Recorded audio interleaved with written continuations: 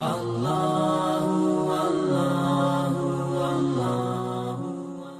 oath. وَالنَّاشِرَاتِ نَشْرًا. And I swear by the distributors. Nashr is actually to, if you take a bunch of seeds and you just toss them out like that and they spread in different directions, this is actually the image of nashr. And nashirati nashra, by the way, nashr is, in modern Arabic, it's also used for broadcast because radio waves spread in every direction, right? So the idea of nashirat is then he's describing the same winds in a very different way. Those that go out of those that go and distribute all over the place.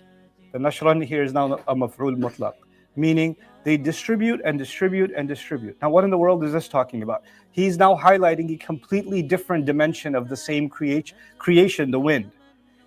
He's saying that these winds, they distribute clouds, because the clouds are being delivered. If you notice, for example, last night, the clouds were moving pretty fast, right? That was the winds doing their job of pushing the clouds along, right?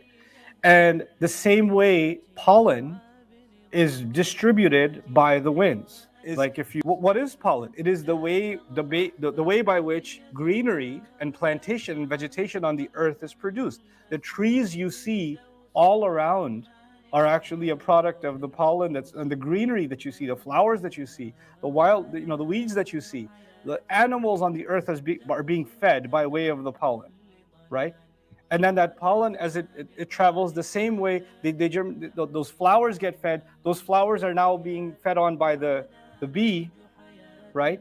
And then the bee is producing the honey. So the honey in the world is a result of the pollen distributing. And that pollen would be useless if the clouds didn't get delivered and it didn't rain. So the irrigation system of this planet is just moving along just by وَالنَّاشِرَاتِ. So from that brief word, what I'm getting is that life on this earth, one of its main arteries, one of its vital arteries, is actually just the wind. So the first couple of ayat, the winds are destruction and death. And in the next ayah, another dimension of the wind is that it's essential to life.